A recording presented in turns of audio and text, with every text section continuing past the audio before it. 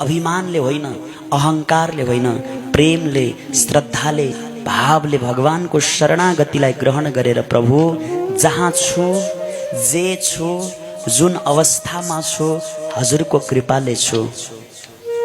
आज फलानो भनेर मलाई दुनियाँले चिनेका छन्, हजुरकै कृपाले चिनेका छन्। जे छ मसँग हजुरकै कृपाले छ, हजुरकै सम्पत्ति छ, हजुरकै पदार्थ छ। बस मलाई त हजुरले आफ्नो सम्पत्तिको एउटा रक्षक संरक्षक जस्तो बनाएर, म्यानेजर जस्तो बनाएर यसको रेखदेखको लागि राखिदिनु भएको प्रभु, यो सब हजुरकै हो भनेर जुन एउटा शरणागति भाव मनमा आउँछ प्रभुप्रति, त्यो प्रति भगवानको दया लाग्छ।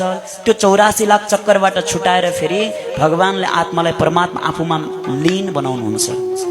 अब यति बेला पनि भक्ति भाव छैन, भगवान प्रति नतमस्तक हुनु छैन, भगवान प्रति धन्यवाद दिनु छैन, प्रभुले दिएको यति सुन्दर चोलालाई सामान्य व्यवहारमै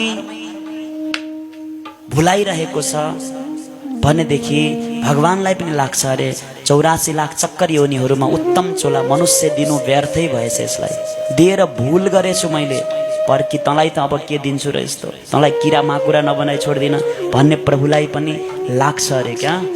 त्यही भएर सुन्दर मानव चोला पाएका छौँ भने यसलाई सार्थक बनाऊ कसरी? ज्ञाने नहिना पशुभीर नराणा।